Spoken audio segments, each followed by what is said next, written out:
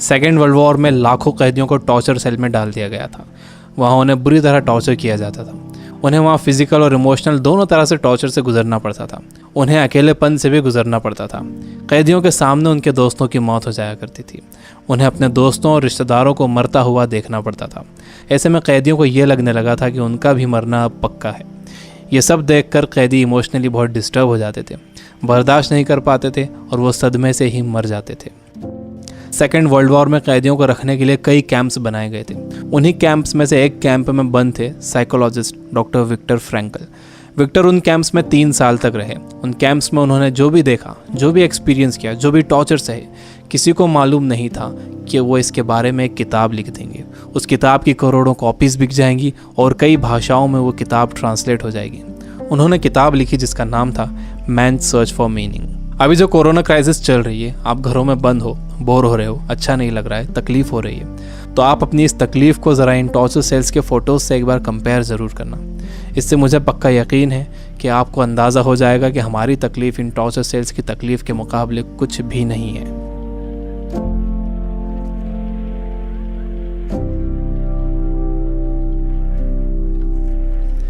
जब विक्टर को इन कैंप्स में डाला गया तो उनके साथ उनकी फैमिली भी थी, लेकिन सब के सब धीरे धीरे मरते गए।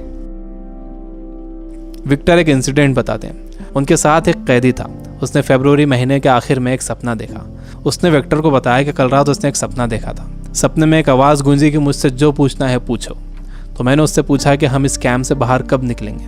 तो उस आवाज़ ने कहा कि 30 मार्च को तुम लोग बाहर निकल जाओगे। इस सपने के बाद उस कैदी को पूरा यकीन हो गया था कि वो 30 मार्च को रिहा हो जाएगा। मार्च का महीना शुरू हो गया। वो एक एक दिन गिन रहा था। धीरे धीरे दिन निकलते गए। जब मार्च का महीना ख़त्म होने आया तो उस कैदी को ये दिखने लगा कि वो रिहा नहीं हो सकेगा। 29 मार्च को वो बीमार पड़ गया और 30 मार्च को वो मर गया। ऊपरी तौर पर तो ये लग रहा था कि उस कैदी को कोई बीमारी हुई है जिससे वो मर गया, लेकिन विक्टर जानते थे कि वो कैदी किसी बीमारी से नहीं मरा था, बल्कि नाउम्मीदी से मरा था। उसके मरने की वजह थी उम्मीद का ख़त्म हो जाना, होप का ख़त्म हो जाना। Biggest lesson of this book, इंसान को तकलीफ़ें नहीं मारती हैं, इंसान को धोखा नहीं मारता है, इंसान को चैलेंजेस नहीं मारते हैं, इंसान को नाउम्मीदी मार देती है। जिस इंसान के अंदर आने वाले कल की कोई उम्मीद नहीं होती, कोई ख्वाब नहीं होता, वो इंसान भी नहीं रहता। विक्टर ने गौर किया कि कैंप में ज़्यादातर मौतें क्रिसमस और न्यू ईयर के बीच में हुई थी, क्योंकि लोगों को उम्मीद थी कि क्रिसमस आ रहा है, न्यू ईयर आ रहा है, हमें रिहा कर दिया जाएगा। लेकिन जब ऐसा नहीं हुआ तो उनकी उम्मीदें टूटी और वो मर गए। जब भी किसी इंसान की उम्मीदें ख़त्म होती हैं तो उसका इम्यून सिस्टम कमज़ोर हो जाता है, और जब किसी का इम्यून सिस्टम कमज़ोर हो जाता है तो वो किसी भी छोटी मोटी बीमारी से मर सकता है। यानी पहले उम्मीदें ख़त्म होती हैं, उससे इम्यून सिस्टम कमज़ोर होता है, उसके बाद वो बीमारी ताकतवर हो जाती है। दूसरी चीज़ विक्टर ये बताते हैं कि आपके पास ज़िंदा रहने के लिए एक बड़ा सपना होना चाहिए, एक लॉन्ग टर्म गोल होना चाहिए। जिसके पास आने वाले कल के लिए बहुत बड़ा ख्वाब है, उसके लिए आज की तकलीफ़ें, आज की प्रॉब्लम्स बहुत छोटी होती हैं।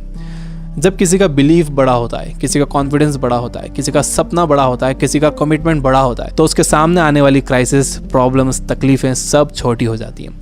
हम कोरोना वायरस की क्राइसिस से घर में रहकर मुकाबला कर सकते हैं। आपको अपनी सुरक्षा करना है, लेकिन इससे घबराना नहीं है। आपको अपनी उम्मीद को ख़त्म नहीं होने देना है। विक्टर कहते हैं कि जब कोई प्रॉब्लम या बीमारी आती है तो आपकी बॉडी कमज़ोर पड़ जाती है, लेकिन आपका माइंड बहुत पावरफुल है। आपको इसे कमज़ोर नहीं पड़ने देना है। आप रोज़ टीवी देख रहे हो, आप बुरी न्यूज़ सुन रहे हो कि इतने मरे, इतने बचे, इतने सीरियस, यह आपको मेंटली वीक बना देगा। आप मेंटली वीक हो जाओगे तो आपका इम्यून सिस्टम भी कमज़ोर हो जाएगा, जिससे आपका बीमार होने का ख़तरा बढ़ जाएगा। विक्टर कहते हैं कि वो 3 साल इन कैंप्स में इसलिए ज़िंदा रह पाए क्योंकि उनके पास कल के लिए बड़े सपने थे, विल पावर थी, उन्हें एक किताब लिखना थी। तो वो सारी प्रॉब्लम्स, सारी तकलीफ़ें उनके सपनों और इरादों के आगे छोटी पड़ गईं और वो इन सब से बाहर निकल गए।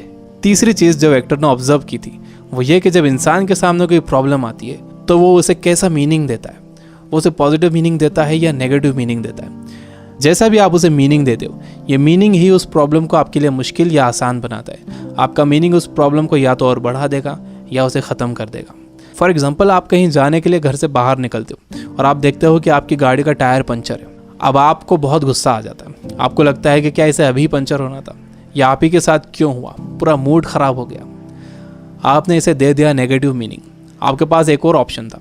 आप सोच सकते थे कि हो सकता है कुदरत आपको वहाँ जाने से रोक रही हो सकता है कि आप किसी बड़े एक्सीडेंट से बच गए हों इसकी वजह से। अगर तेज़ स्पीड में गाड़ी का टायर पंचर हो जाता तो एक्सीडेंट हो सकता था।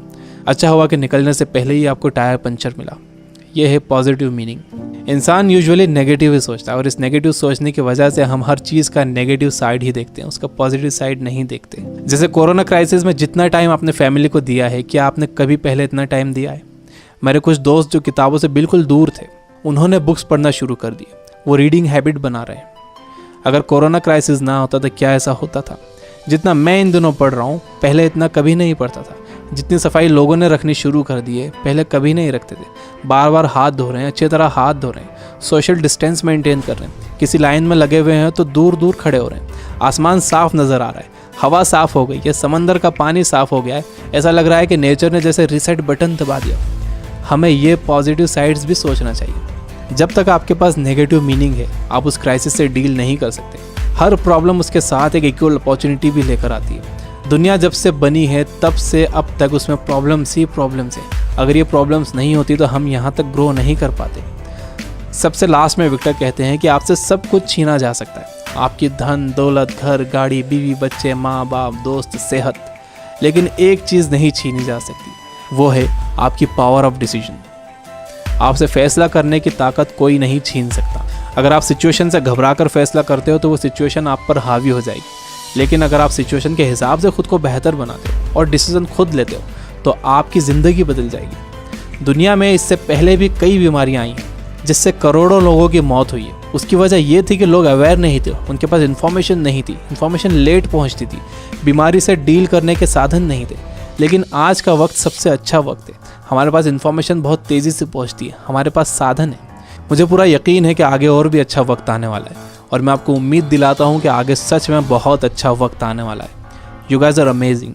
Keep reading, keep learning, keep growing. Thank you for watching.